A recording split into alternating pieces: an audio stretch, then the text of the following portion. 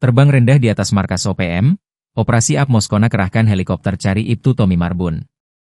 Polri kembali menunjukkan komitmen dalam misi kemanusiaan melalui keterlibatan Direktorat Polisi Udara, Ditpol Udara, dalam Operasi Up Moskona 2025, Kamis, 24 April 2025.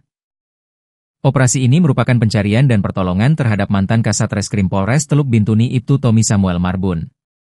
Ibtu Tommy Marbun merupakan personel Polri yang hilang dalam tugas di wilayah rawan konflik saat operasi pengejaran KKB di Papua Barat sejak 4 bulan lalu. Untuk mendukung operasi tersebut, Subsatgas Poludara yang berada di bawah Komando Gadikmadia Ditpol Udara Baharkam mengerahkan 2 unit helikopter Polri. Keduanya yaitu helikopter Bell 412 P3002 dan helikopter Bell 429 P3202. Helikopter tersebut difungsikan untuk menjalankan berbagai tugas strategis dan taktis dari udara dalam rangka mempercepat penanganan pencarian dan pertolongan. Polri melalui Ditpolairut Polda Papua Barat terus mencari Kasat Reskrim Ibtu Tommy Marbun dengan sandi Operasi Alfa Bravo Moskona 2025.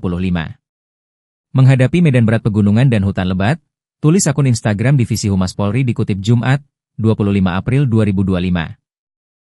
Pencarian Ibtu Tommy Marbun dilakukan dari udara dengan 2 jenis heli yakni Bell 412 dan Bell 429.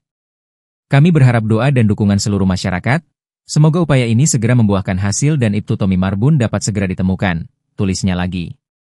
Sebelumnya sebanyak 510 personel gabungan dikerahkan untuk melakukan pencarian mantan Kasat Reskrim Polres Teluk Bintuni Ibtu Tommy Samuel Marbun di Teluk Bintuni, Papua Barat.